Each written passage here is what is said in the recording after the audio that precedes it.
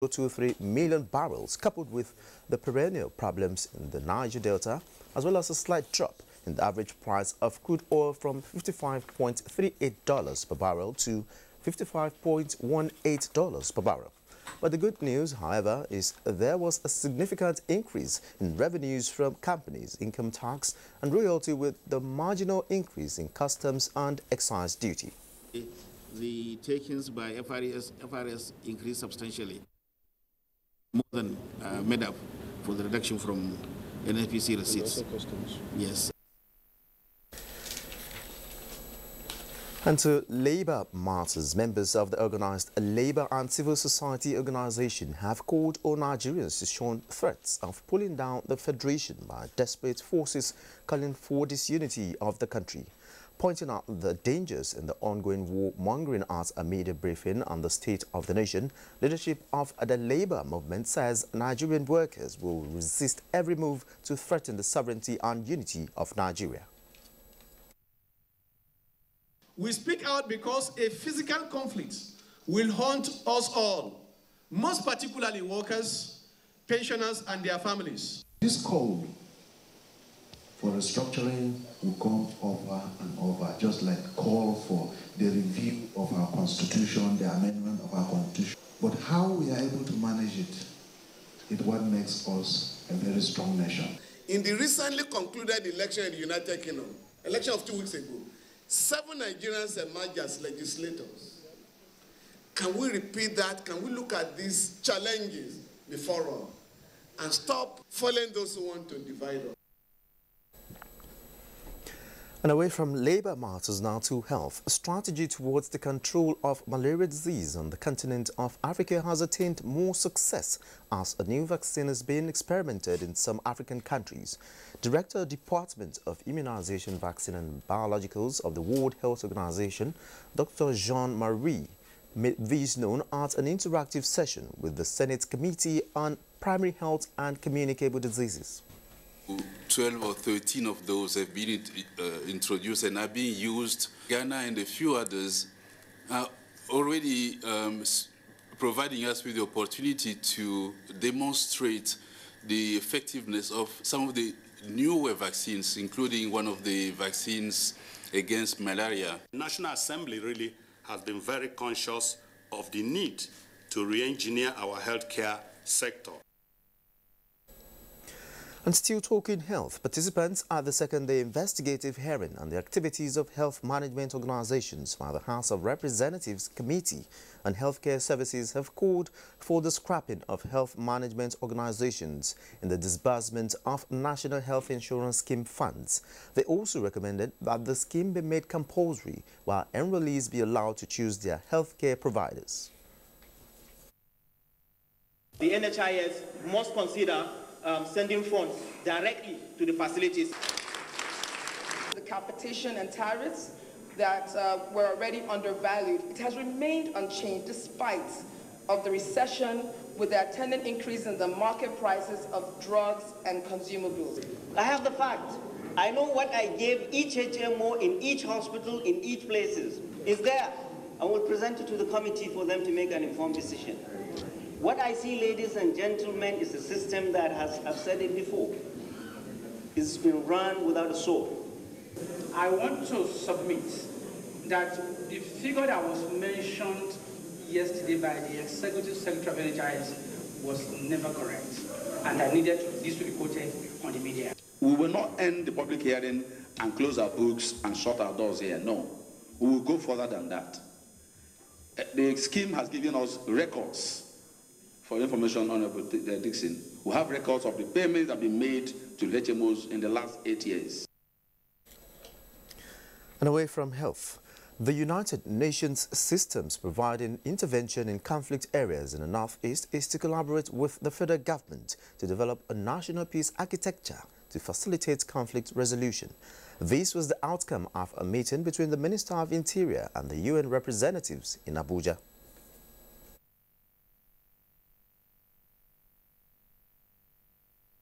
How we can work with your ministry to develop a national peace architecture that can look at early warning, issues of mediation, negotiation, and conflict resolution. We must look at the root causes, as you mentioned, of the crisis. We must address them, particularly when we know that they are mostly women and children. So they need that protection.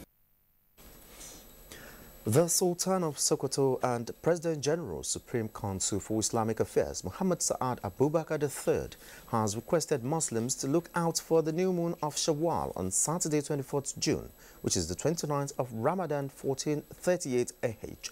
A statement signed by Chairman Advisory Committee on Religious Affairs, Professor Sambo Wali Jr. says, when sighted, it should be reported to the following numbers: 080-371 57100, 0706 741 6900, 080 66 30 3077, 080 65 48 0405, 080 359 653 22, and 080 361 49757. And meanwhile, the federal government has declared Monday 26th and Tuesday 27th June public holidays to mark Eid al-Fitr. In a statement from the Ministry of Interior, Nigerians were urged to shun hate speeches and divisive tendencies and advised to join hands with the government of President Muhammadu Buhari to build a peaceful, strong and united Nigeria. Minister of Interior Abdulrahman Dambazao also reaffirms the determination of the administration to protect all lives and property of Nigerians.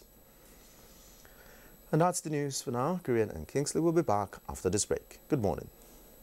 If you hear a bomb explosion or gunshots of an active shooter, that might be a terror attack. At such times, always remember 3 action words: run, hide, report. Don't try to run towards the terror scene to save the situation, because there might be a second bomb blast or another attack. Run far away and take cover.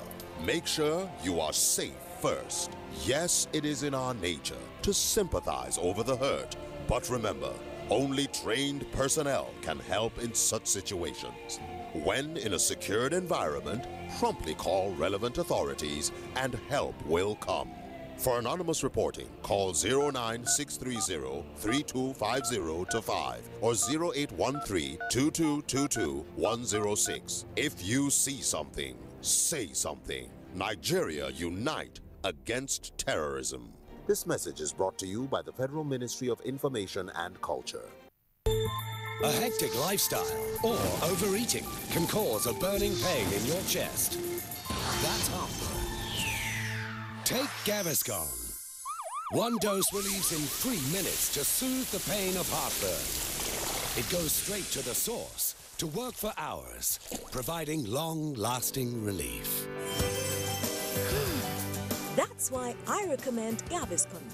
I recommend Gaviscon. Gaviscon, fast relief you can actually feel. If symptoms persist after 3 days, consult your doctor.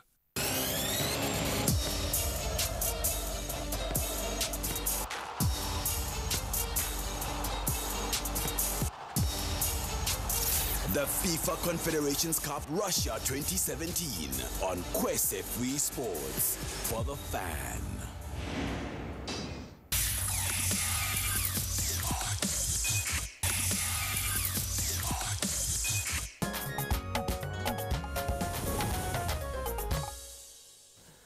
Now to business news. Economic Commission for Africa and the African Development Bank restate commitment to promoting development on the continent. Plus, farmers appeal for access to processing plants to help add value to their produce.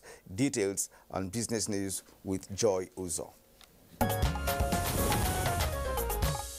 Hello and welcome to Business News. Encomiums have continued to trail government's efforts at ensuring that Nigerian farmers have easy access to loans and grants through the Central Bank, Bank of Agriculture and other financial institutions. They therefore appealed for the farmers to be assisted with processing plans to enable them add market value to their produce. President, Ginger Growers and Marketers Association of Nigeria, Mrs. Florence Edwards, in an interview with NTA Business News in Abuja, says that will further encourage farmers to do more. Help them to add value to whatever they are producing. not for us to produce and China to process and then bring back to Nigeria, and then we now buy. Let Nigeria help farmers to process and add value to whatever we're producing. We're producing enough. We're the best. We have the spiciest ginger in Nigeria, in the whole world. Mrs. Edwards says federal government's diversification policy is on and will solve both social and economic challenges that have been yearning for attention for years. Equities market closed Thursday on a negative note, marking a two-day decline as the NSE All-Share Index depreciated by 1.64% to close at 32,928.44 basis points. Now a quick check at the graphic summary of closing figures on the floor of the Nigerian Stock Exchange.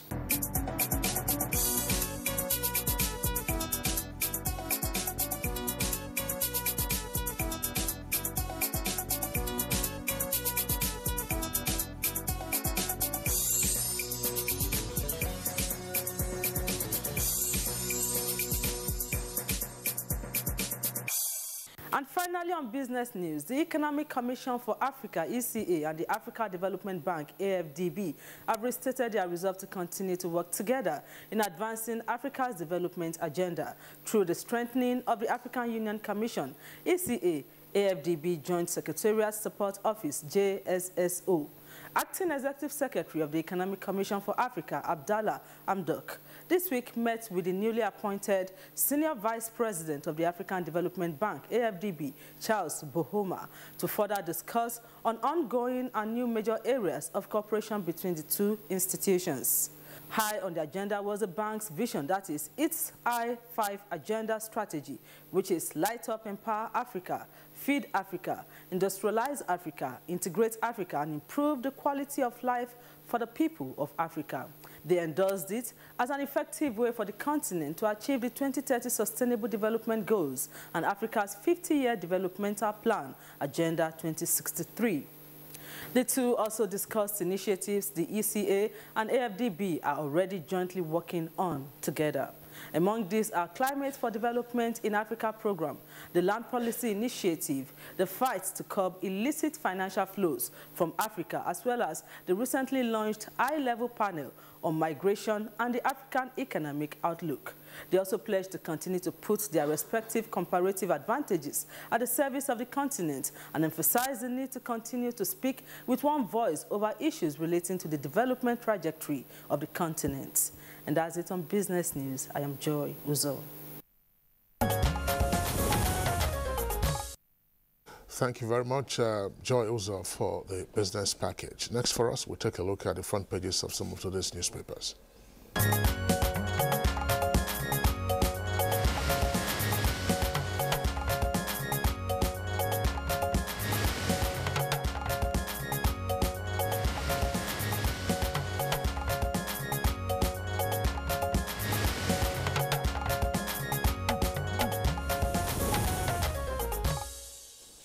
Our newspaper reviewer, Bayo Altoyabi, is in the studio. As always, Bayo, you're welcome to Good Morning Nigeria.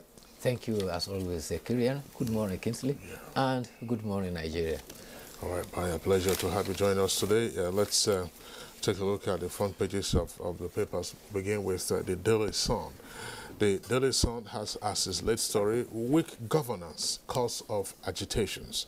And this attributed to APC governors. Details of the story can be found on page 6. Weak governance, cause of agitations, APC governors. Now, below the photograph on the front page there, you have a number of headlines. How NAS stands for the National Assembly, padded Ministry of Works budget.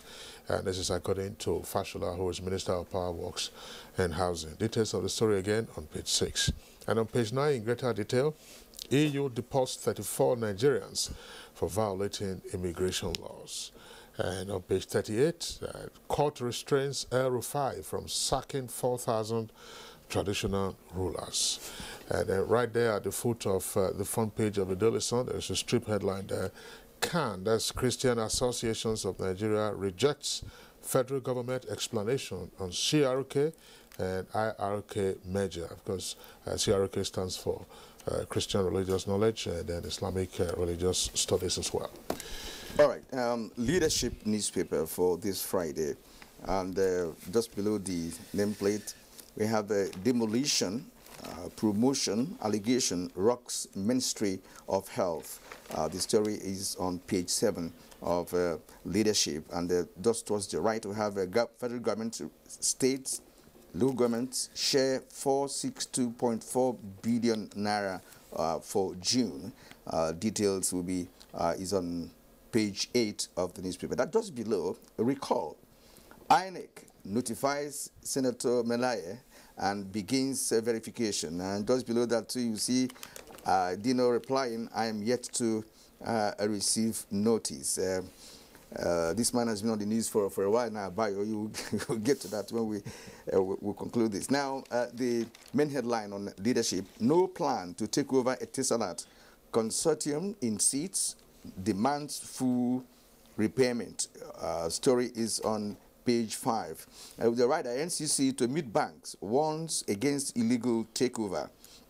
All right, below the photograph, Eid al-Fitr, Sultan urges Muslims to look for new moon on Saturday. The story is on page 4. Bayo. Yes, thank you, Kerry. Let's start with the APC Governors Forum. They have blamed the agitations around the country on elements they describe as weak governance. They also proscribe solutions, and they say the solution lies in national consultation and negotiations. Meanwhile, the organized labor has also lended its voice, and they have charged all Nigerians to stand up with one voice and challenge those promoting division and on the basis of primordial sentiments. Labor argues that those doing it are doing it for their vested interest and not representing the interest of any community. Labour says that some influential Nigerians were funding hate campaigns and agitations by ethnic groups to threaten unity of the country. Labour cautions that it is own members that will suffer the consequences. Therefore, it will not keep quiet and it will rise up to the challenge. That advice should be strongly noted. What has happened is that the vociferous minority has taken over and the silent majority are looking. And that is why it is appearing as if those agitations, those hate speech, those separatists, vandals who have taken us to ransom, and insurgents are appearing to be on the majority. So time is that. They must be put back to the order. The majority of the people want to live in peace. Talking about the story about recall, the INEC has written to Senator Dino Melaye to notify him that the recall process has begun. In fact, INEC says it has set a date, 3rd July, for which the senator and the constituent are to meet to verify the signatures. However, leadership reports that Senator Melaye says he has not received any communication from INEC. He has earlier on described the recall process as a hoax. He says that he is unfazed by all the moves because the exercise cannot succeed. Meanwhile, the Constitution in Section 69 provides for the processes of recall, and the INEC Act provides 10 steps that are to be taken in carrying out that process. Well, it's not been easy. We've had this recall issue in the past. It has not been conclusive. It's not been successful. So I wonder why this, and how do you think, in consideration, how is this going to be possible? It is a tedious process, and the process of recall simply underlies the fact that power belongs to the people. Anybody who is in power is representing his people, and if the people feel that the representation is not adequate enough, or they are not satisfied with it, they have the prerogative to recall. That is the option available for them. For those in the executive, the other alternative, of course, is impeachment. So well, we have discussed this subject on Good Morning Nigeria, and indeed we had a guest who was the target of a recall in the period between 2003 and 2007. He was a guest here. We also had the ANEC director of voter education, but the process is tedious. Yes. But if the constituents feel that that's the way to go, of course, they will embark on that course. Whether or not they will succeed is a different matter. But the key thing is for the target of the recall himself not to take things for granted, because if the process is concluded, you probably don't become the first person to have been successfully recalled. But the important thing is that it emphasizes the democratic process as power belonging to the people. Ultimately, they can determine that. The other story of of high interest is in the area of agriculture, and it points towards diversification of the economy with emphasis on agriculture. There are two positive reports. A Punch reports that Osun State cocoa processing industry now processes about 20,000 tons of cocoa. Before now, the process, which started in October 1982, went moribund by 2001. However, with a golden monkey organization like China working in collaboration, they've now succeeded in reviving that process. And now, cocoa is to be processed into cocoa liquor for export. Later on, they are hoping to develop into cocoa powder as well as cocoa cakes for export. In another development, a total of 72 metric tons of Nigeria yams are to be exported to United Kingdom and USA next week. The Minister of Agriculture and Rural Development, Chief Audu Ogbe, says that this will mark the commencement through the Apapa port, and 72 metric tons are to be exported, and in containers, 3 containers. One will be leaving for United Kingdom, and 2 containers will be leaving for United States. Yeah, we just hope that proper checks have been done.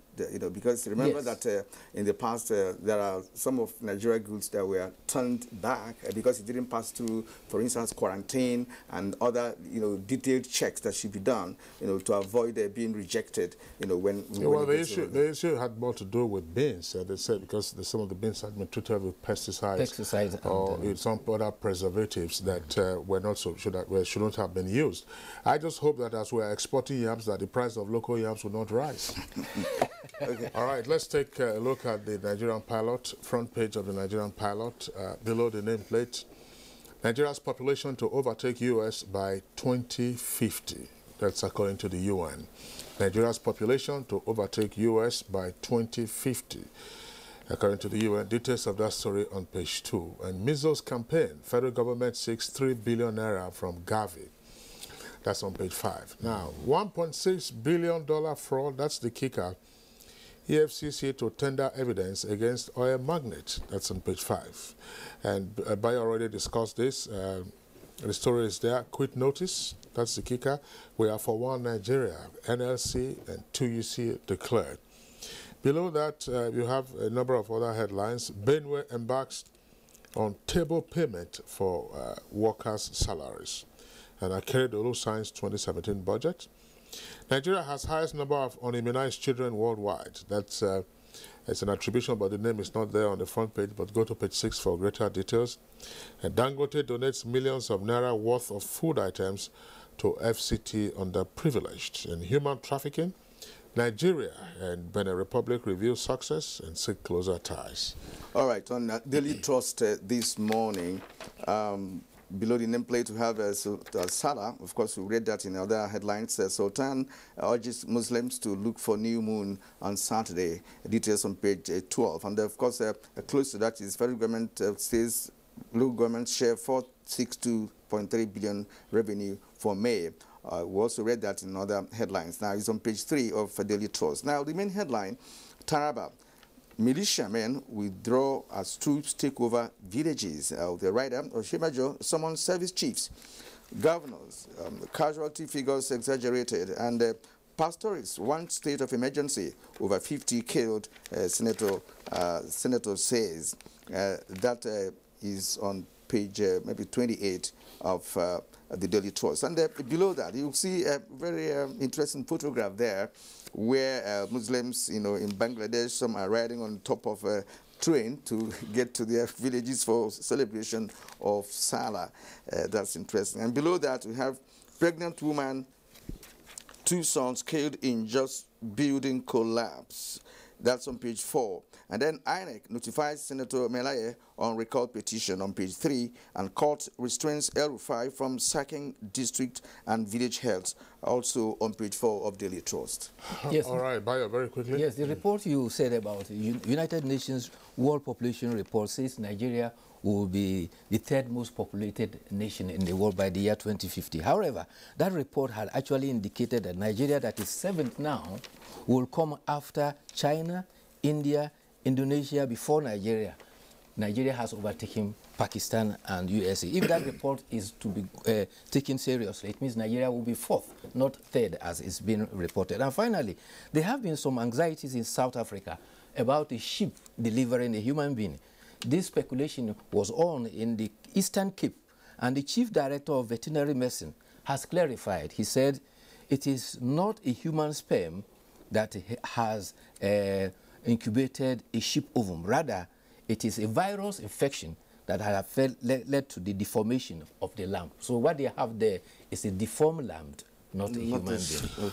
All right, Baya Tuebi, we'd like to thank you for being with us this week. While we are looking at Nigeria's population growing, we should also be worried about unemployment and how we can grow the economy to take care of the current population size. There's no birth control. That's, I mean, that's the way said that. As many as you can have. It's not there was a policy of, you know, one family, 4 children, and we have left that. That's why we're having all these social problems that continue to compound our national circumstance. So there's no point bragging about the size of our population when we can't take care of the population. Baya Tuebi, thank you for being here today and indeed for the week. We hope you enjoy your weekend. Thank you. Public holiday Monday, Tuesday. That's right, but Good Morning Nigeria, of course, will be on. Still Good Morning Nigeria, reaching you live on the network service of the Nigerian Television Authority. We'll take a short break now. The Future Assured project of the wife of the president, Aisha Muhammad Buhari, is carrying out free medical screening and distribution of food items at various IDP camps while ensuring the economic empowerment of women through training and skill acquisition. In recognition of her efforts, wives of governors have lent their voices and support. In Kogi State, we feel the impact of Future Assured, especially in women and children. The Future Assured program of Mrs. Aisha Muhammad Buhari, the wife of the president, has been very assuring and still reassuring in Sokoto State. It has impacted positively in the areas of humanity, especially women and children. Supports the Future Assured initiative. Email programs@futureassured.org.ng. Future Assured, promoting and protecting the lives of Nigerian women and children. Cadbury Bournvita now comes in an attractive new 500-gram refill pack. Simply open and reseal after use to retain the chocolatey and creamy taste.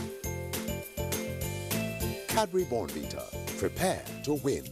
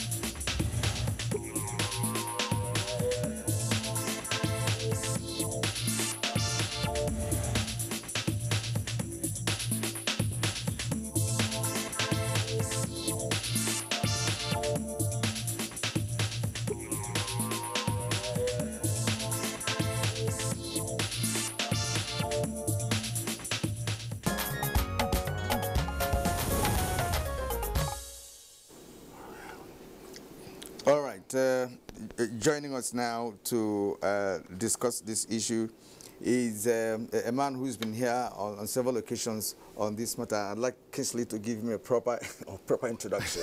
No, we're Kirian. I mean, we're both of sides. We have this morning, of course, a fairly familiar face, you know, to the members of the public, as well as on Good Morning Nigeria. Has been here a couple of times in recent times as well.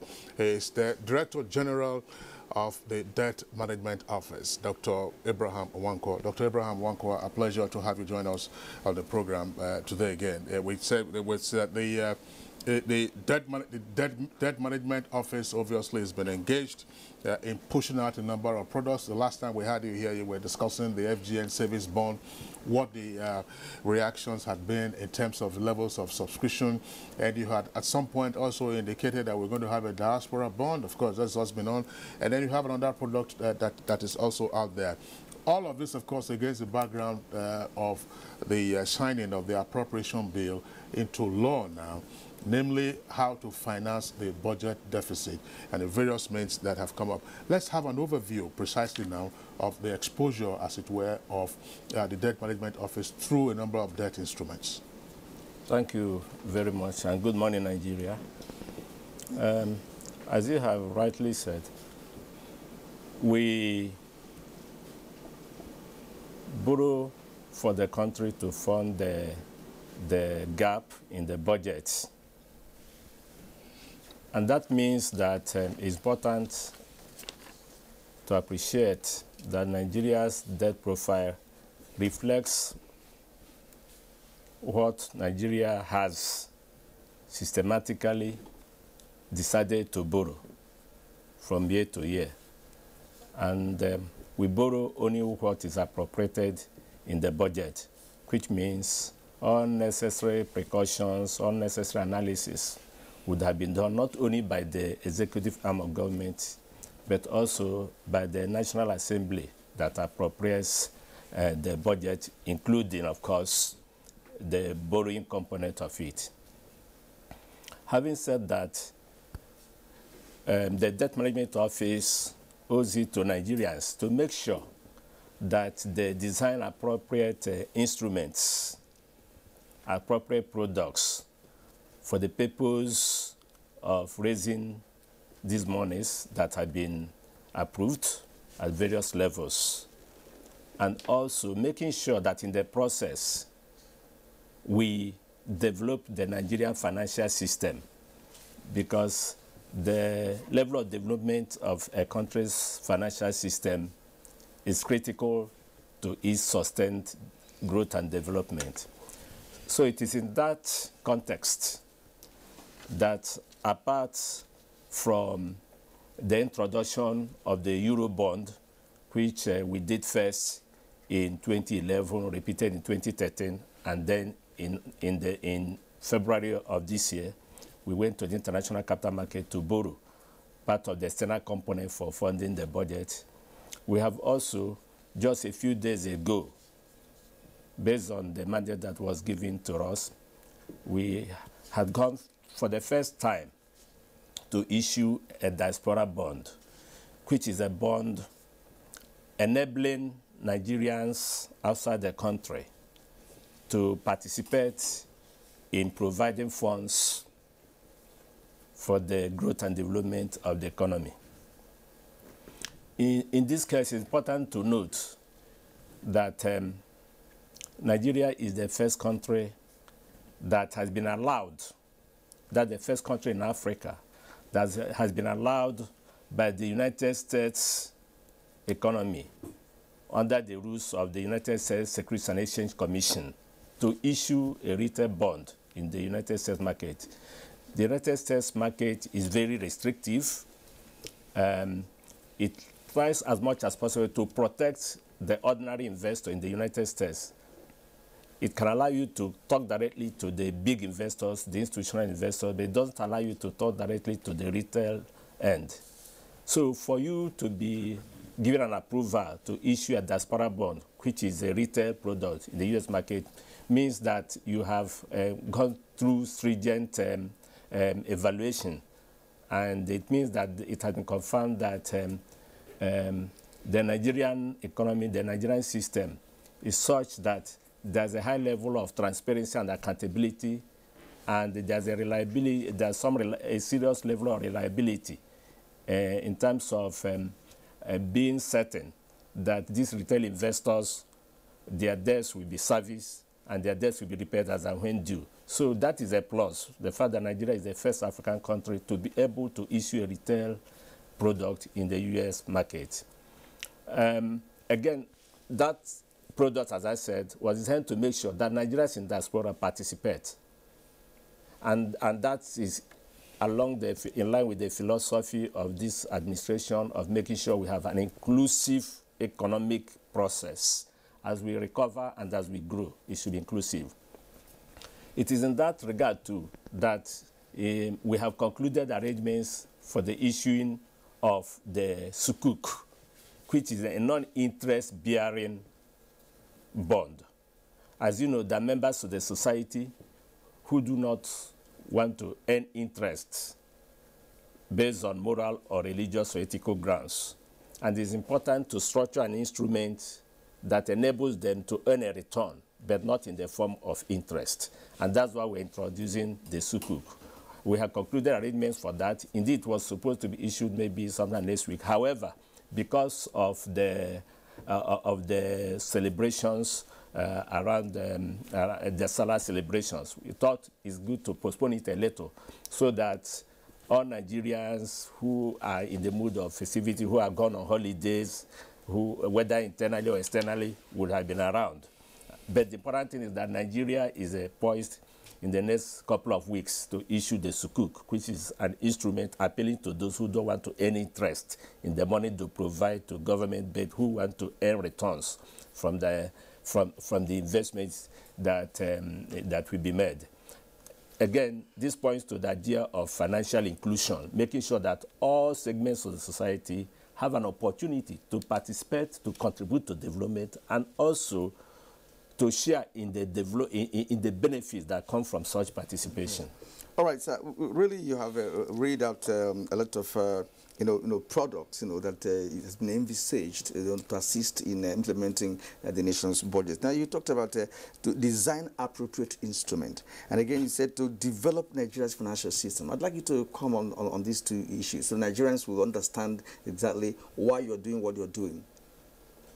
Now, for every economy, one of the indices of development is how much of the population participates in the formal sector. And the participation in the formal sector is usually indicated by financial inclusion. That is, how many people understand the products in the economy, how to invest, what are the investment opportunities in the economy. Do they have access to those investment opportunities so they can take the decision? Not everybody would like to invest, but it's good for everybody to know and then make their decision. So there should be that choice. So first of all is that there should be a variety of instruments, because variety of instruments means that people have a wider choice. Two, there should be access, which means people should be well informed, well educated, and given the opportunity to participate. So,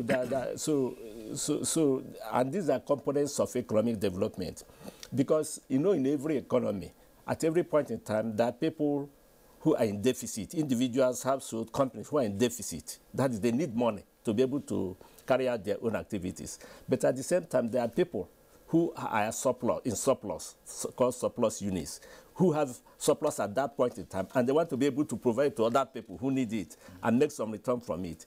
So it is important, therefore, that you develop a variety of instruments, and that you also educate the population, and you give the population the opportunity so that if they, at any point in time, if they belong to the surplus unit, they will know that they have outlets for the surplus. And those who are in deficit know that there is a source to fund them for their deficit. In this way, the economy moves forward.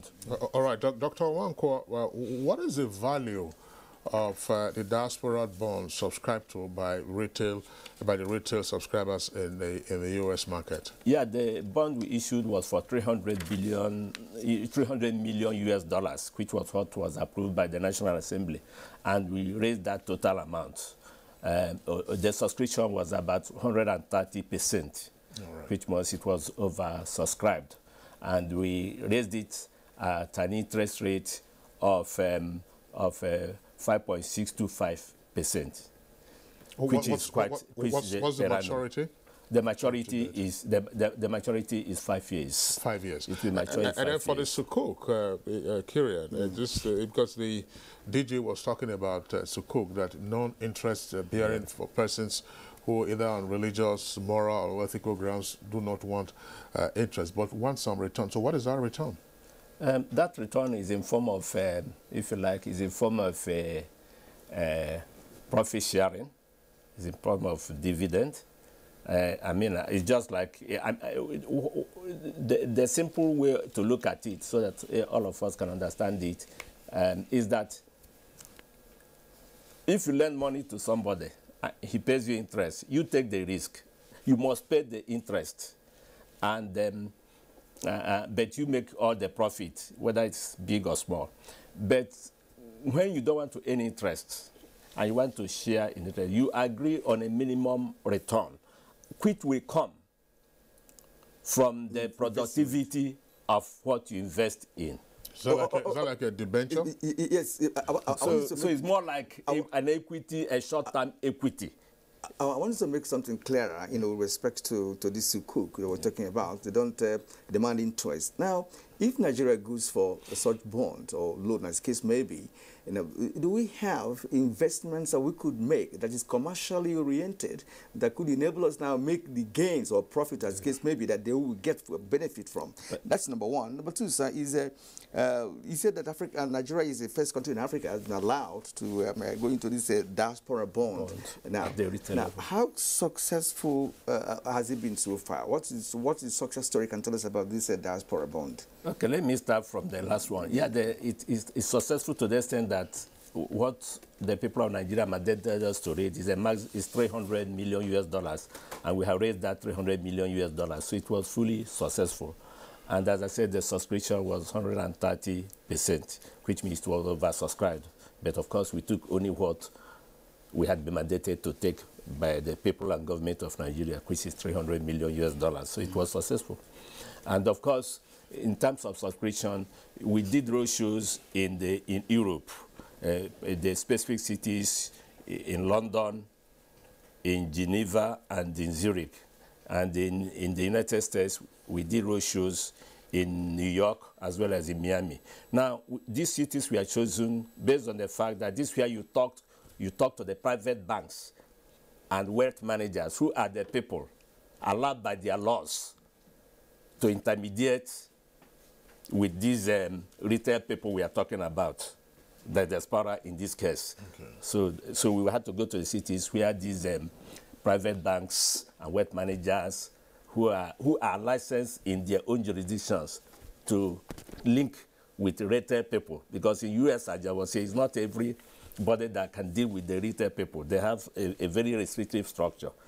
So that is one. Then on the issue of what you use the money for, would that be? Yes, for the sukuk, projects have been chosen that will be that allow for cost recovery. For example, tollable roads. Those are the type of things you can use the money raised from sukuk for. Roads that can be tolled. So in that case, the project is generating revenue to service the debt. So well, let's say still on that, Dr. Wankwo, considering the wide range of products that have been rolled out by your office on behalf of the federal government, you talked about the Euro bond, FGN savings bond, and of course the regular treasury bills that are issued from time to time. Now the sukuk is coming on. Do we have a sense of what this might mean in terms of trying to drive development, trying to drive infrastructure, and therefore what we will do in recovering the cost and then being able to pay back? Are we accumulating debts all over again? Now, let me start by answering that.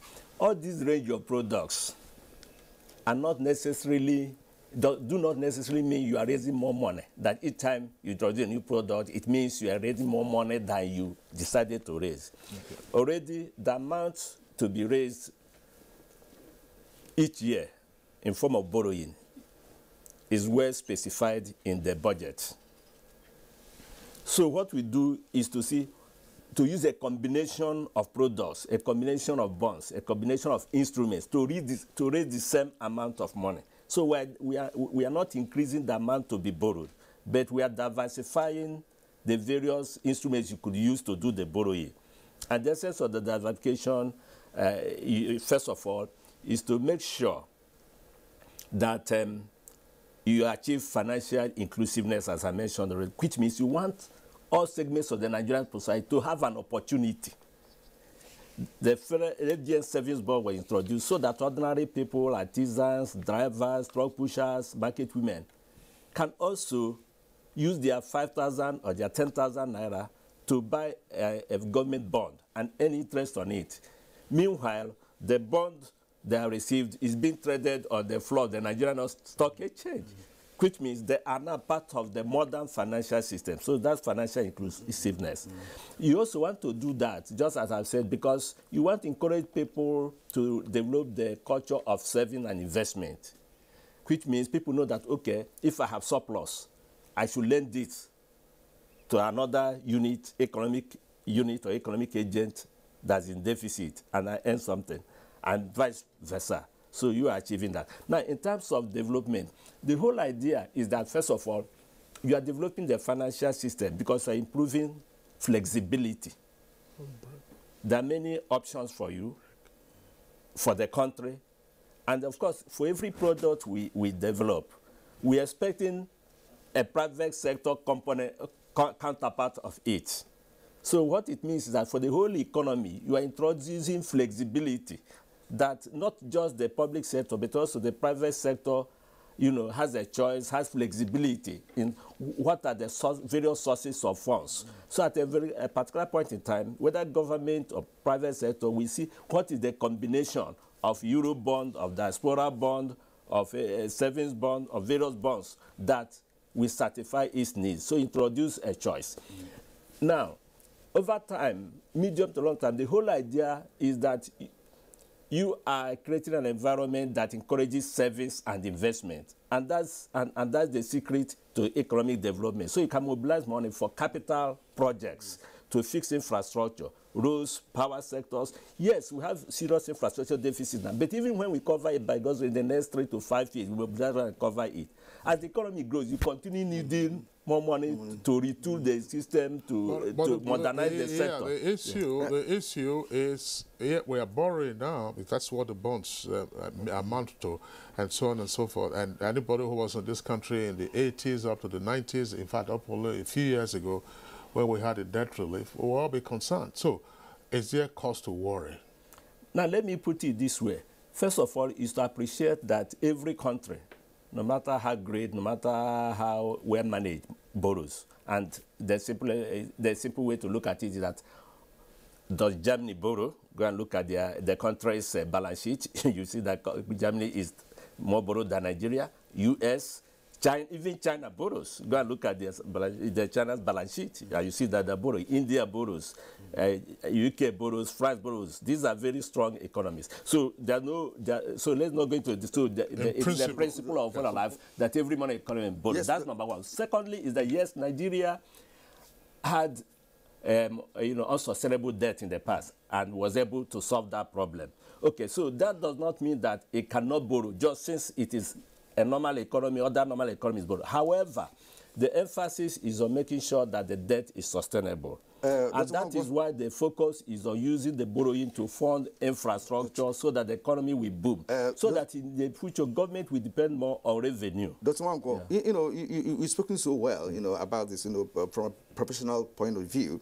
But we all know that poor management has always been the bane of national development. So now let's go to another question now. Now, the DMO initiated a national roundtable on inflation. Now, why the focus on inflation? I don't think it's the DMO. I think the issue of a roundtable on inflation is a little personal. I don't know whether it's the place to say it. It's not the DMO. It's, thanks to the people and government of Nigeria, my humble self have been asked to lead the debt management office for the past 10 years. And my 10-year tenure is ending in the next couple of days. And my professional colleagues, as a word of, if you like, call it send-off, decided that to mark the exit, instead of an ordinary party drinking and eating, let's have a national roundtable on inflation, appreciating that somehow I do a lot of work on inflation as an economist, as a person. I do a lot of work on inflation, and indeed, I've just published a book which will be presented on 29th and the book is on inflation. 29th of which month? Of this month, which is Thursday next week in Abuja here at the Ladikwali Hall, Sheraton Hotel. So it's my professional colleagues that are arranging that to mark my exit as the Director General of the Debt Management Office after 10 years, thanks to the mandate given to me by the government and people of Nigeria. So it's not really a DMO affair. It's an affair organized by my professional friends to mark my exit. But it also blaze out. You know, we talk about the national economy. That's right. And for 10 years, I mean, significantly, at the time you came into office, that's when Nigeria just exited the debt trap that it had been in for a couple of decades. What has been your experience over the past 10 years, particularly managing the national as well as subnational debts? What is the structure and what are the prospects? As you know, the DMO was established in the year 2000 and started on a very strong note. The first two chief executive director generals, Mr. Akinarikawe and then Dr. Mansumuta, laid a very good foundation for the debt management office. I mean, of course, it was due to their work in collaboration with the then Minister of Finance, Ngozi Okonjo-Iweala, that Nigeria, at that time, we were relatively lower staff, and Nigeria was able to obtain the debt relief. But the most important thing is that these pioneer director generals I have mentioned laid a very strong foundation for the debt management office in terms of professionalism, in terms of commitment to duty, to make sure that people do their best for the country while working in that office. And in terms of having that, trying to focus on work-class standards.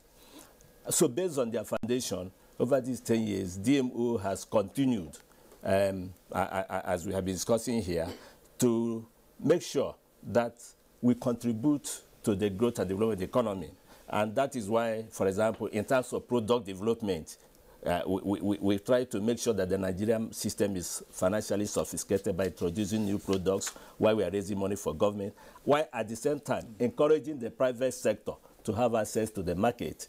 But more importantly, during this period, we have made sure we have emphasized the establishment of technical tools that make sure that Nigeria's debt is sustainable. For example, every year, we conduct the debt sustainability analysis so we can advise government, advise the Nigerian people, and have informed discussion. Yes, because of the nature of the Nigerian economy, which all of us know, the fact of overdependence on oil as a source of revenue and as a source of foreign exchange, the economy needs to diversify. And therefore, the Debt Management Office, while it is borrowing what has been appropriated, continues to emphasize that debt sustainability depends on economic sustainability. And economic sustainability means that, look, let's mobilize resources to fund infrastructure, to make the economy healthy, so that government source of revenue should not be from oil, but should be from, the taxes and levies get from agricultural exports, the taxes and levies goes from manufacturing, the taxes and levies get from solid minerals, so that the economy will be diversified. In that case, if the economy is very strong, of course, the debt will even become more sustainable than it is now. But certainly, the Nigerian debt is sustainable, but the weak area is in the area of revenue. As you know, Nigeria's tax revenue GDP ratio is very low. It's just about 6%, which means that we do, Nigerians as individuals and as companies are not paying taxes adequately. And if they do that, then we will be able to service our debt even better than we are doing now. So that is the proviso. Okay. But overall, Nigeria has a vibrant debt management structure. This is the first country that had to establish debt management offices for all the constituent units, 36 states and the FCT. So that shows you how seriously Nigeria takes debt management. Dr. Manko, thank you very much. Considering your wealth of experience, in economic management, what direction should our economic managers focus as the nation struggles to exit a recession? No, we already, all of us collectively are already doing that. Of course, you are conversant with the Economic Recovery and Growth Plan. That shows already that we Nigerians, as a people, the government and the people, have a clear vision of where we want to move from where we are now. So the economic recovery and growth plan is emphasizing governance, good governance, which means things must be done transparently, accountably, there should be probity, there should be less corruption, there should be less leakage. It's emphasizing macroeconomic stability, which means we should have appropriate interest rate, appropriate exchange rate, appropriate rates of inflation. But those ones are to be achieved through the third pillar, which is we have to build a strong economy, and that strong economy has to be based on the fact that, look, it has to be competitive. And for an economy to be competitive, we have to have adequate infrastructure, rules, power, and other. That's why government is encouraging itself, as well as the private sector, to mobilize adequate resources so that we can rapidly deal with the problem of infrastructure, so that cost of production will be lower, so that instead of importing goods, we produce goods here and we save foreign exchange by not importing more than we need to import, so that we can export and earn foreign exchange. All right, Dr. Wankwa, you've spoken about the nation's debt structure, how debt sustainability is linked to economic sustainability. Some commentators have sometimes expressed concern about the utility of debts being accumulated at the subnational level. Do you have any concerns about this, and therefore what the managers of the nation's economy ought themselves to do, so that the economy doesn't collapse, say, at the seams? Now, let all of us appreciate that whether at the federal or subnational level, that is state level, Nigeria is institutionally stronger today than it was 10 years ago, 15 years ago. As I said, one of the priorities that the government adopted 10 years ago was to say, look, we need to have debt management capabilities institutions at the state level. And that's why, working with the DMO, all states have their own debt management department. What it means is that, look, we may not have reached the apex. However, we have laid the foundation for solid institutions. And that's important in solid institution building. So there's focus on solid institution building, both at the federal and state levels. And that's the right way to go. So we're on the right track. All right. Dr. Abraham Owankwo, outgoing Director General of the Debt Management Office. Always a delight having you on Good Morning Nigeria. I'm sure the next time we'll have you, you will not be DG DMO. No. Thanks a lot for being here today. We hope you enjoy your weekend, and we hope you enjoy the rest of what you intend to do. Very grateful to Nigerians. All right, it's still Good Morning Nigeria, live on the network service of the NTA. We'll take a short break now.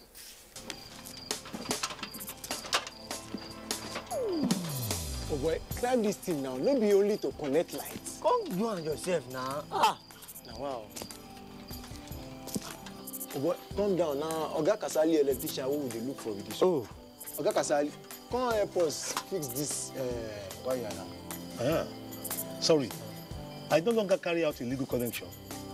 It puts the lives of people at risk and can cause fire outbreak and disrupt power supply.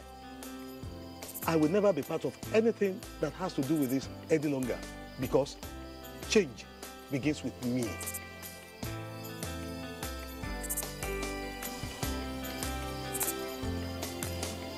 Oh boy, letting him talk makes sense. Oh boy, we could carry this ladder from over. This message is brought to you by the National Orientation Agency in conjunction with the Federal Ministry of Information and Culture.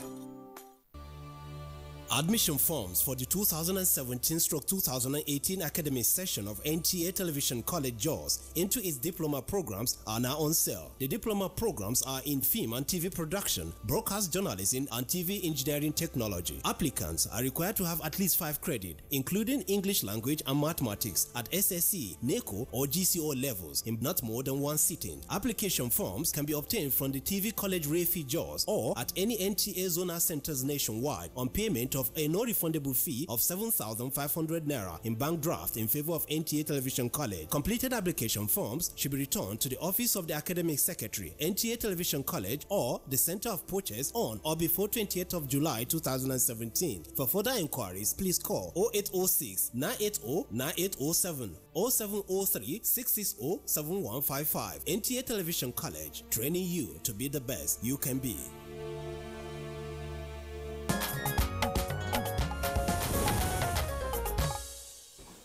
All right, this is Good Morning Nigeria on the network service of the NTA.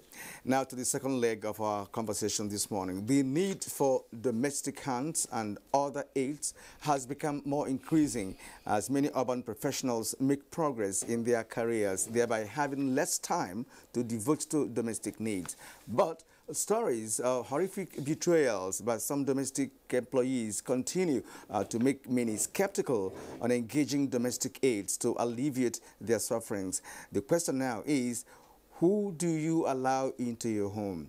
Ahmed Mbali gives us a teaser for our discussion, but we'll likely warn you that some portions of this report could be found disturbing.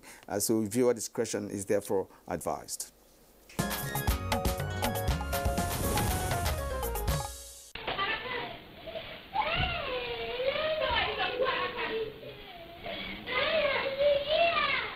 2 years ago, this video from Kenya shocked the world. For parents who rely on house helps to tend to their wards, a nightmare of unimaginable proportion. Video surveillance helped to bring this dangerous maid to book, but for many without such a revealing tool, both child and parents are at the mercy of their house helps.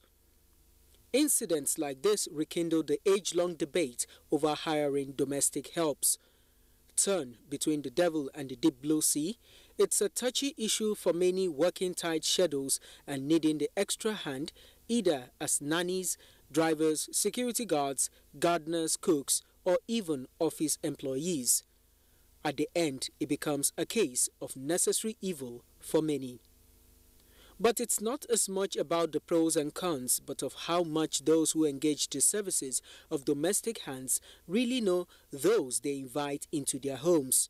Many rely on references from friends and colleagues to secure the services of their domestic staff, and very few formal agencies exist to recruit those hands they require. Medical or other records are usually not available to give an indication of who is being brought into the household. Even where employers take the trouble to ask, there is usually no way to verify the information. And the consequences of this are sometimes dire, as is the case of an Abuja socialite who was raped and buried in a shallow grave by her driver.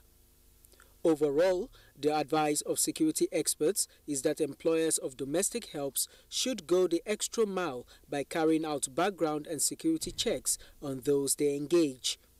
Where possible, they advise medical tests be carried out to ascertain the health status of the domestic staff. Closed-circuit security cameras could go a long way in providing an insight into what goes on when the employer is not around.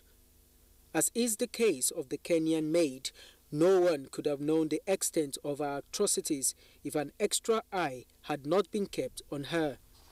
In the light of the above, should mistrust, doubt and suspicion become the character of the relationship between domestic assistants and their employers? What could motivate someone who has earned the confidence of his employer turn his back in a brazen way that leaves tears, scars and sorrow? These are the issues guests on Good Morning Nigeria will be addressing.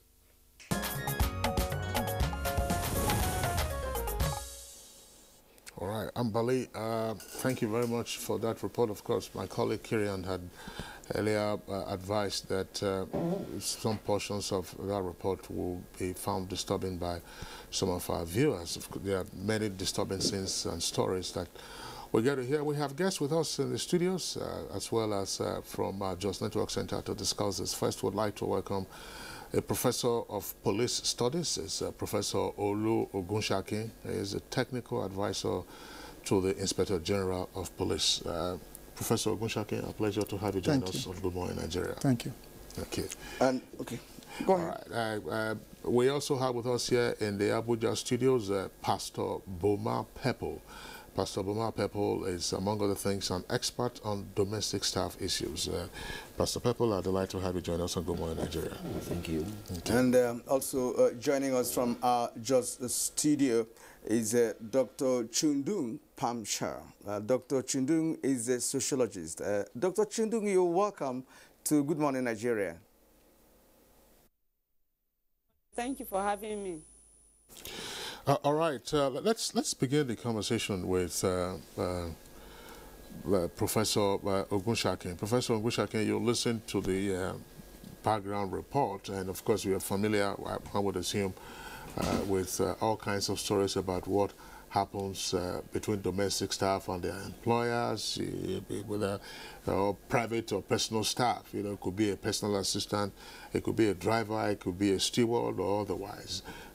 What exactly is the state of things in terms of the reportage of misbehavior by personal staff in a domestic setting? Thank you for inviting me. The issue we face in most cases is not just limited to the reporting that we get. It's actually more extensive than that, because majority of what happens doesn't really get to the public hearing. The challenge we have with domestic staff, including the drivers, and even sometimes it goes as well as the house tutors that people invite to their homes to assist them, is the fact that there is not enough check to actually ascertain who these people are. And in most cases, they actually know about the recipient, the boss, the people that owns the home, than the people that actually employ them. So there are 3 stages that we've come up with to actually make sure that we can assess the credibility and integrity of the people we're inviting to our homes. And these 3 is, I call them the pre-engagement check, and the second one is the ongoing engagement check, and the third one is the post-engagement check. And these 3 areas are critical for the survival of the household. The fact that the first one is not well done, most people rush into engaging house help without actually looking into their credibility, to their background. In most cases, people go as far as employing them overnight without thinking ahead of time. And there is not enough police check being done.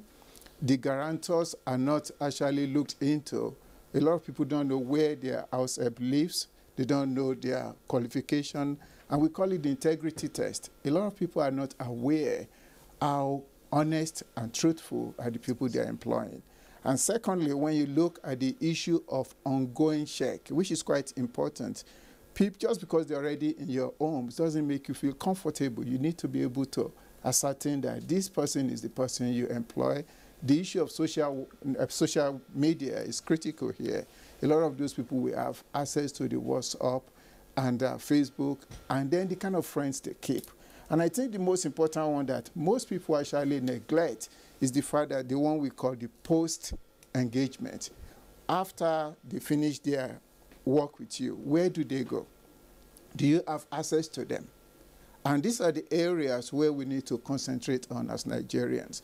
And the way we treat the house help as well is important, because in as much as when they come in, they are innocent, majority of them. And as you rightly said in your introduction, we are not here to demonize them.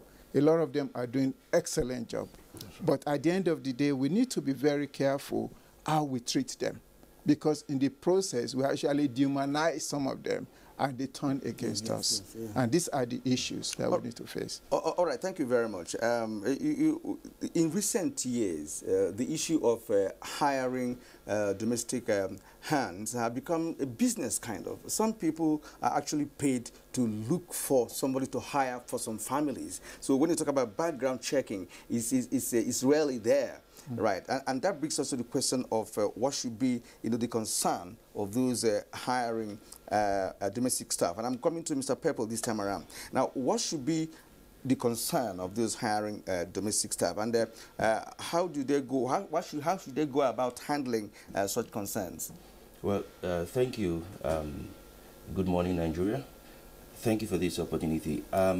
Basically, the issue of hiring domestic staff is a concern for every Nigerian, because when it happens, the trauma is all-encompassing. It reaches down to everybody. I'm happy that we're here talking about this.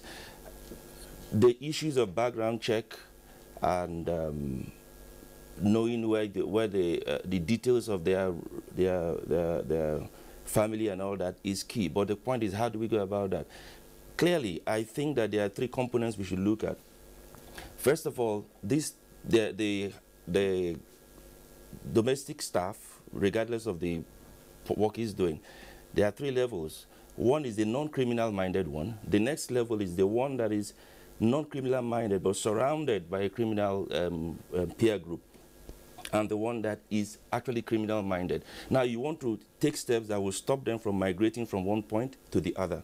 So what happens is, I think that the nation, the police and everyone should come together, have some form of collaboration where agencies would have a unified software application, a unified data collection point. So any person who's hiring all such staff will not have the discretion. You must register them within a particular framework. And if you do that, it means that the background, the questions of registration for every particular host will be recorded. So you have the friends, the brothers, all family members that are related to that person recorded. So if that person leaves your home and is going somewhere else, the next host in another city is mandated to register the same person. So at that point, you can track migration, you can do background check.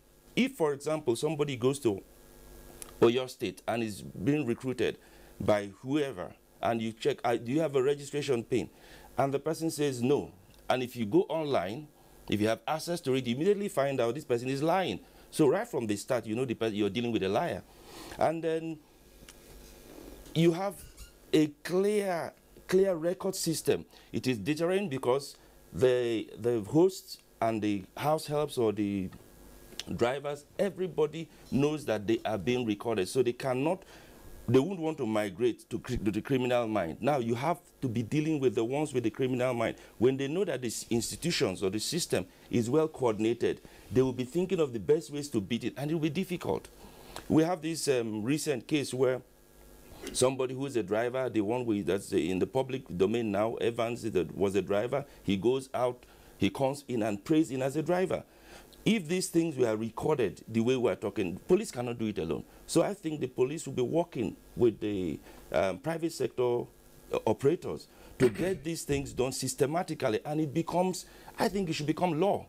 You can't just hire people without really doing the background checks, because when the loss comes, when the trauma comes, it falls on every individual in the entire country, because the fear, the apprehension of this could happen to you could even make you be suspicious of the innocent ones that live with you.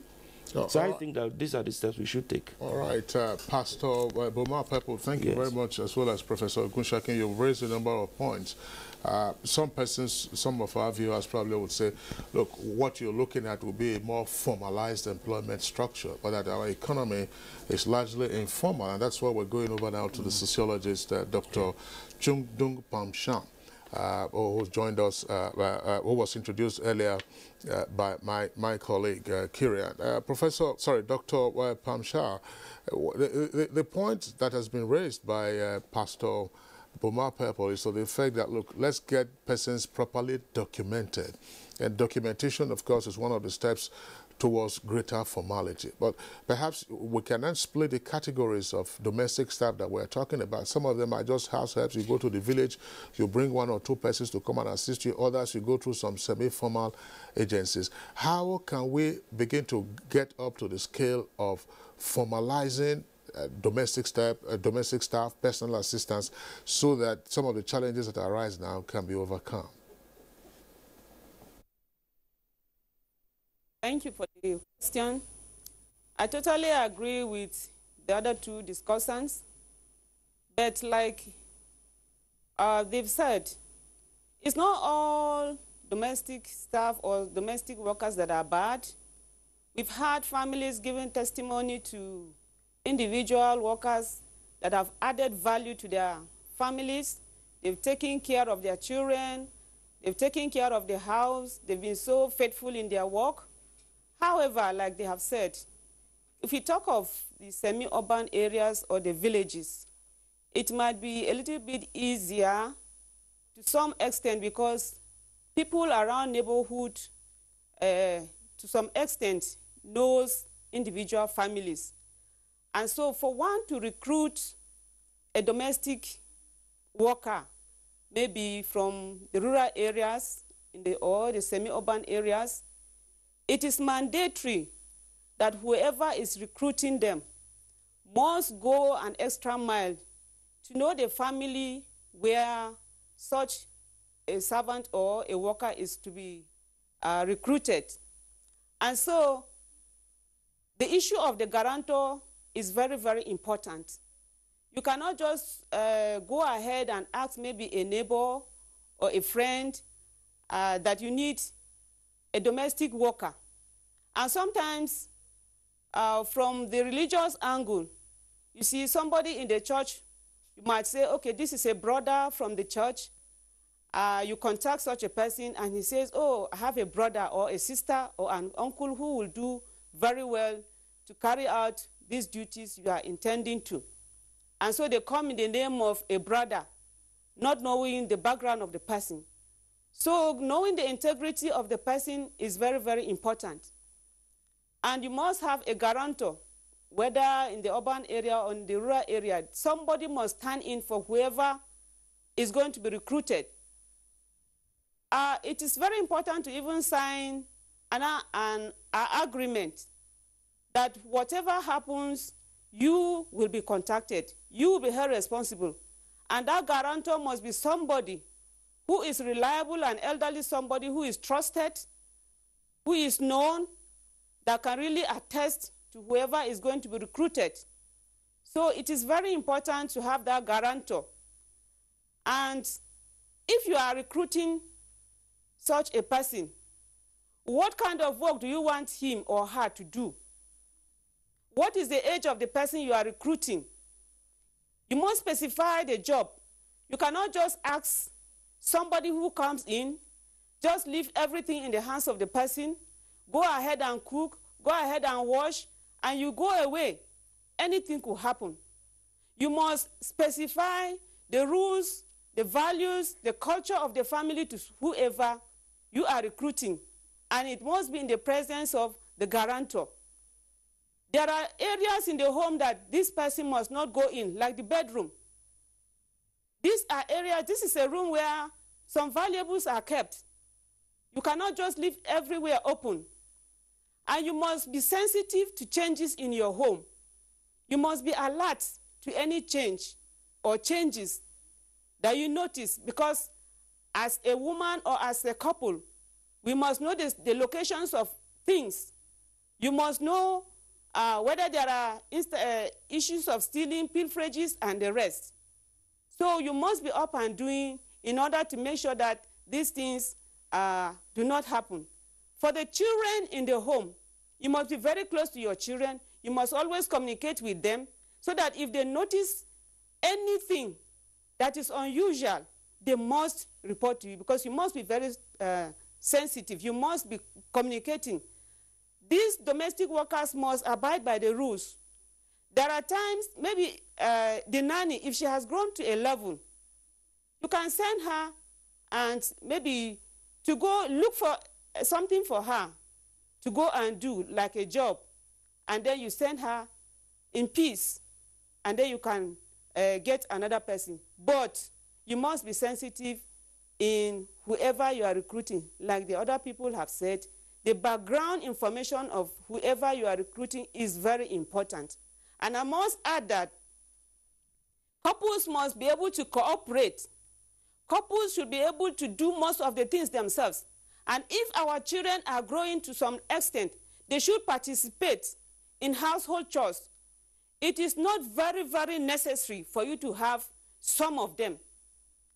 Because these days, some of us have become so lazy, and sometimes it is like a status symbol to have domestic servants or domestic workers, feeling as if though you have arrived.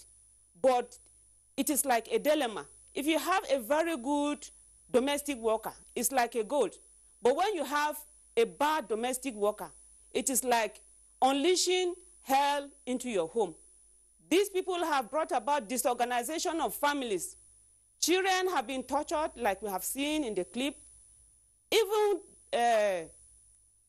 the employers have been, to a large extent, been made to face a lot of challenges. Women, the women have been raped by house helps. Nannies have sort of made the man to to like divorce his wife just to have her. And we've seen instances where drivers have led to instances where children have, because of recklessness in their driving. I read of a driver who asked the children he was carrying to school whether they are ready to die. And it really happened because the car crashed out of recklessness. And some of the children died. And so we must be very, very careful in whoever we are recruiting, except if it becomes very, very necessary, or else we should be able to a large extent, carry out our duties ourselves with the cooperation of the man and his wife. Thank you. Dr. Pamshar, thank you indeed for that explanation. But I want to stay with you because what I want to ask you now has to do with your professional know-how. Well, the concern has always been the abuse of domestic staff. But today we're talking about abuse arising from safe employers of domestic staff, or how safe employers of domestic staff are. Now, from sociological perspective, what kind of relationship should exist between the hired staff and, of course, the family? In fact, if you are hiring a domestic staff, you must know that this is a human being like you, like any other person, member of the family, like your own children. And so once you are recruiting such a person, and the person has passed through all the integrity checks, and you've agreed to pick that person, the person must be treated like a member of the family. We have seen instances where domestic staff have added value to family members, like I have said earlier on. We've seen nannies whom have added value. They've taken care of children, they've taken care of the home, and have become part and parcel of the family. And it is because the family have integrated such a person like their own. Sometimes we recruit these people. We do not feed them very well. They work very long period. They eat last. They go to bed last. And they are so exhausted. They are maltreated. They are assaulted. Sometimes even the children or the family members assault them, even sexually. And you expect a return or a revenge. And that is why some of these nannies or domestic workers also vent their anger on the children. And so I am advising that if perhaps all the necessary, the needful has been done, and you've agreed to take this domestic worker, ensure that you treat the person as such. Do not look at the person as a stranger or a second-class person.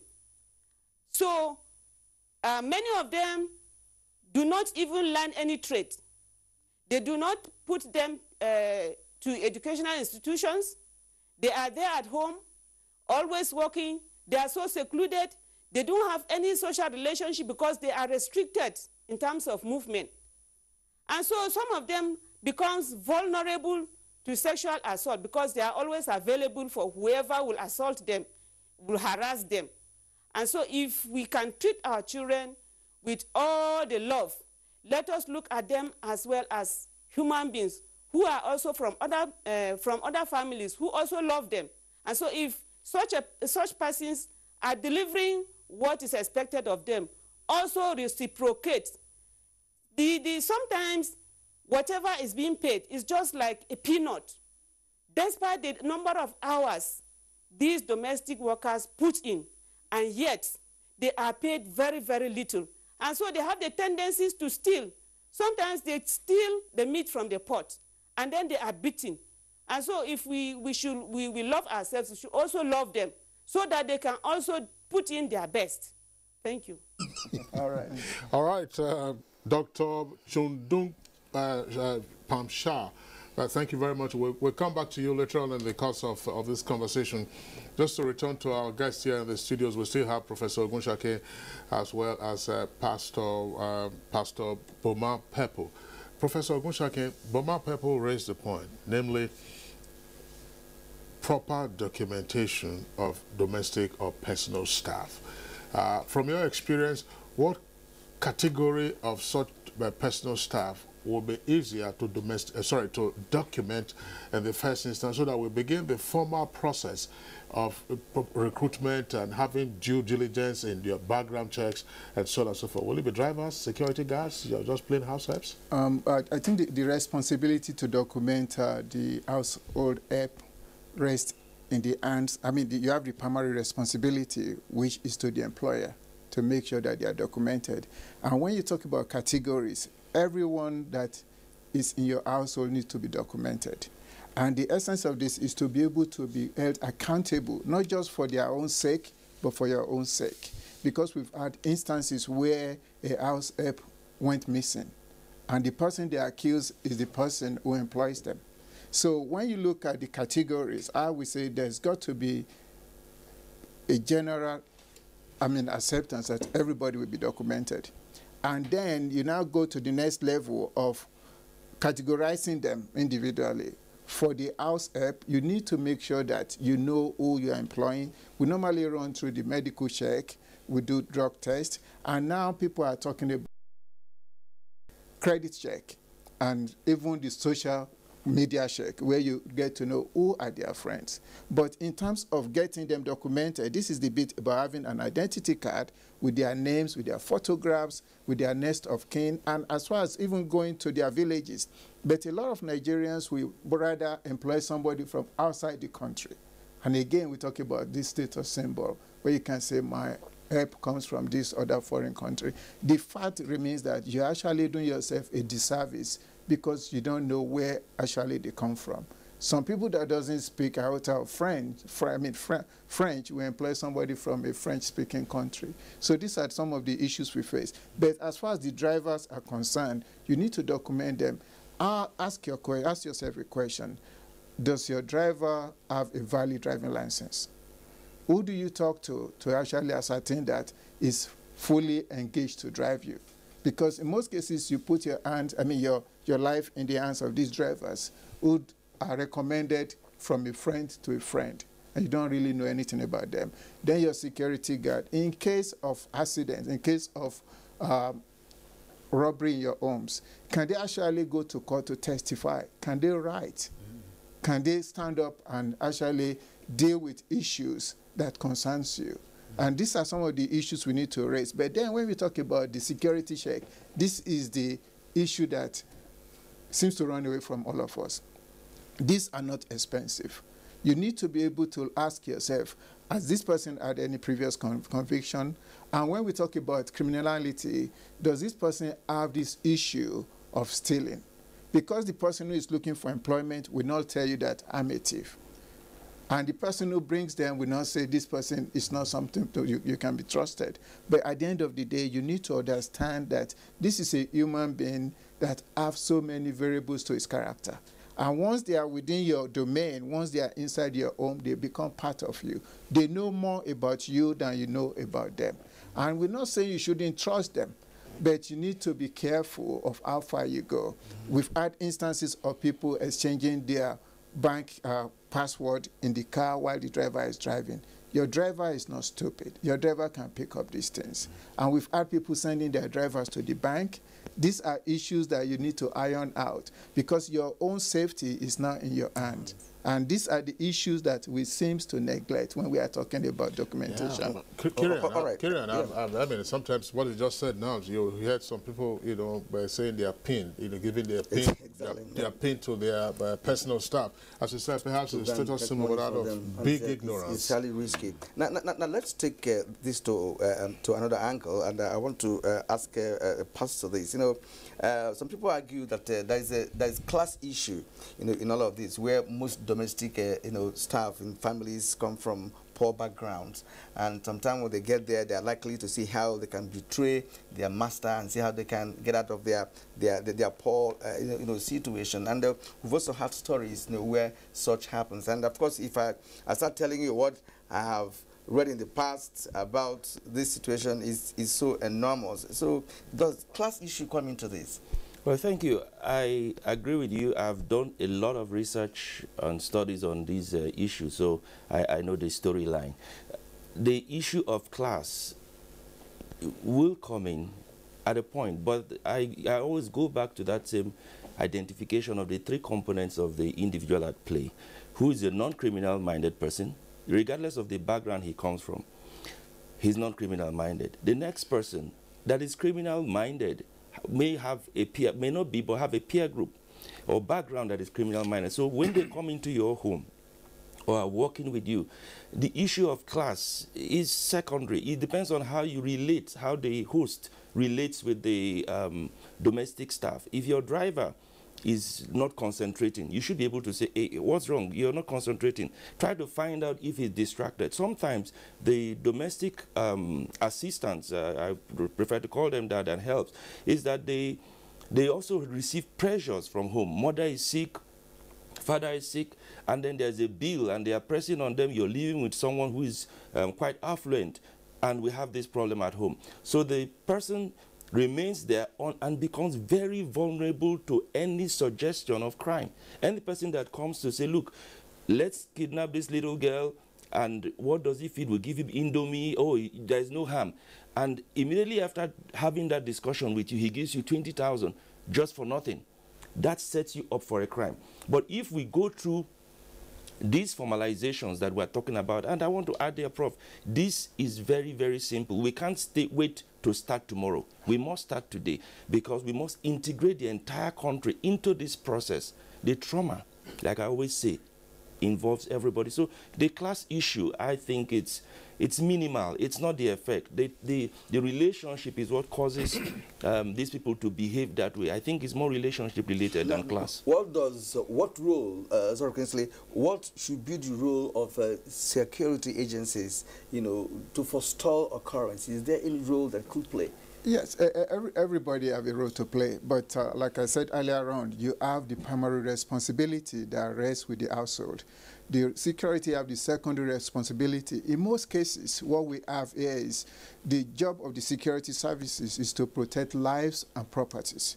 But we are not in a position where we have to come into your homes, because that would be intrusion. But your own you have to take the due diligence to make sure that proper checks are conducted. Then it's now left to the police, even the road safety, because a lot of these people are very important and they need to be applauded for the job they are doing to make sure that they are now engaged to say, these are the people we have employed. Just imagine somebody comes into your home and you now say, we are going to the police station to capture your data.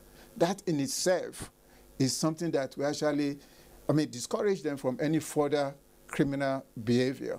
But there is nothing of such. And right now, presently, there are steps being taken to actually introduce those into the system, where you can go and have your data captured, where we know who you are.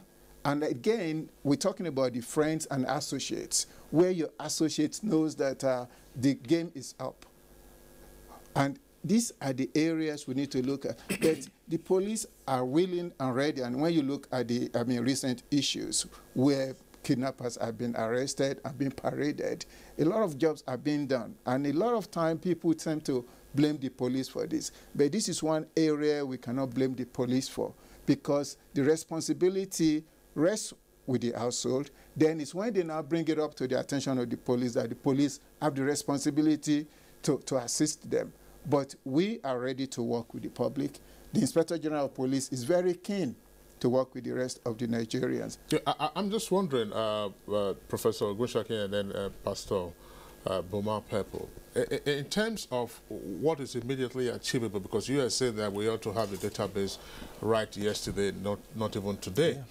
Yeah. What is readily achievable? Is it possible to say, okay, we begin with drivers? To say that part of the formalization of employment of a driver, you have a database to key into, and then who should be the primary, again, drivers of this kind of resource base that we're looking at?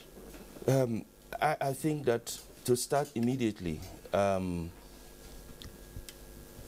hosts, we must have the private sector work together with the police, because we must create a friendly environment, that would make persons who are employing these people to go for documentation. If you have a private sector collaboration with the police, the person must not necessarily go to the police station. There's already an apprehension there.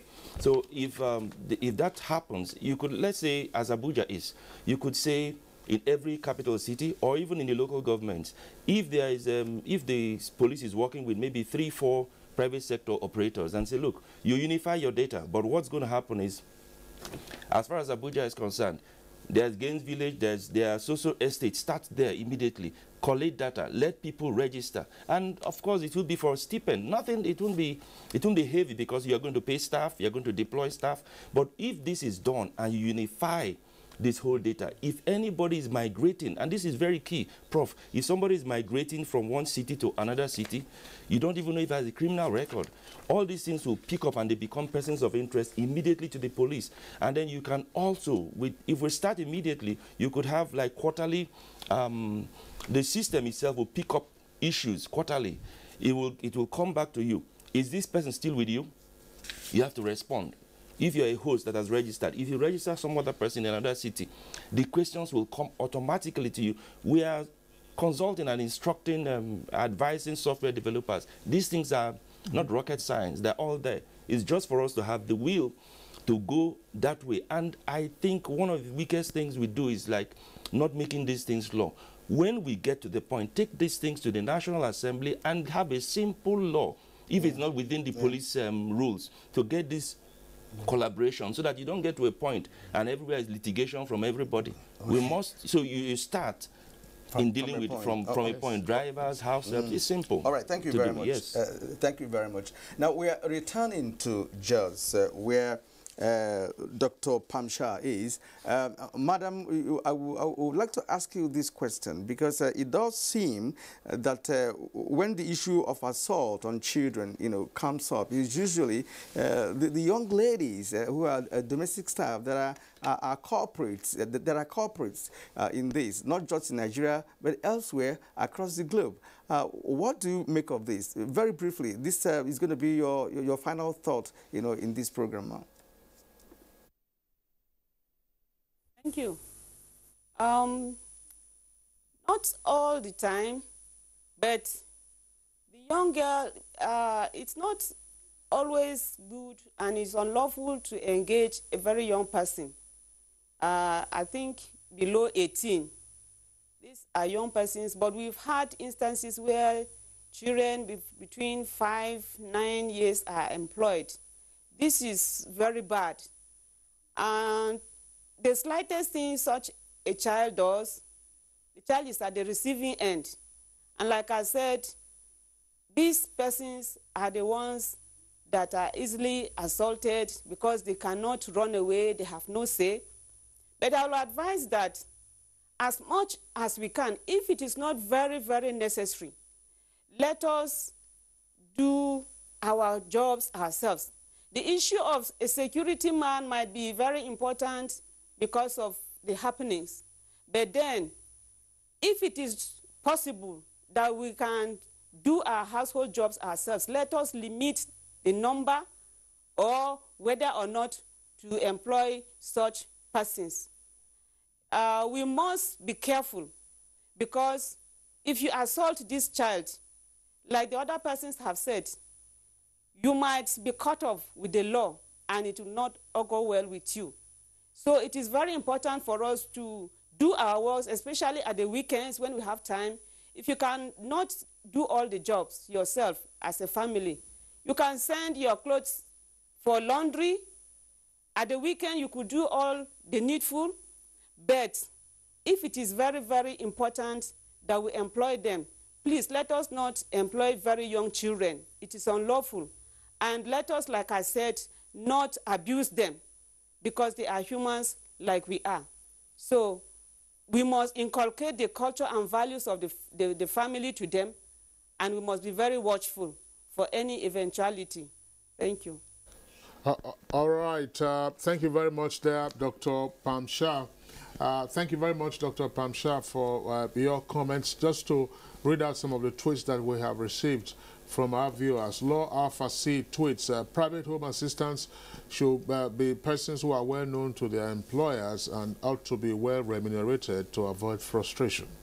And Clifford Aguiagosi says, beyond background checks, the home structure should be such that limits the house help to specific jobs to avoid what he calls home capture. Dennis Phillip tweets, before you employ a domestic staff, ensure that you have someone who is close to him or her that has studied their character. All right, Clifford Aguiagosi again says, children and wards must be sensitized to understand vital signs of abuse and report same promptly in order to avoid breaches. This is from Yakubu. It says, this has to be done. This is not specific here. I don't know what it refers to. Has to be done by the security apparatus, not private employers, via computer central data control and be replicated to all employers. I'm sure that's a reference to what Pastor Boma indicated in terms of documenting and then having the database of domestic staff. And Anthony, you omitted that one. Domestic violence can only occur. It's not clear. Domestic violence can only occur in homes where parents have failed in their duties. Even family members are sometimes worse. I think it makes sense. And then worse in what sense? Well, in the sense of misdemeanor, you know. And now he also talking about domestic violence. Yes, that's different from what we are discussing. Yes, that could be a subset. Because when a domestic assistant is involved in a domestic issue, right? So it can also be a domestic violence. All right, and he says parents should look out for domestic workers that have a passion for children. That's again Anthony Bamidele coming there. And at this point, we have actually come to the end of this conversation, and I'd like to first of all thank Dr. Chundung Pamsha, sociologist from Jos. Thank you, madam, for being part of our show this morning. All right, and of course, by my right, Pastor Obama Pepple, an expert on domestic staff issues. Thank you again for being also part of our program this morning. Thank you, Kieran. And Professor Olu Ogunshake, Technical Advisor to Police Inspector General of Police.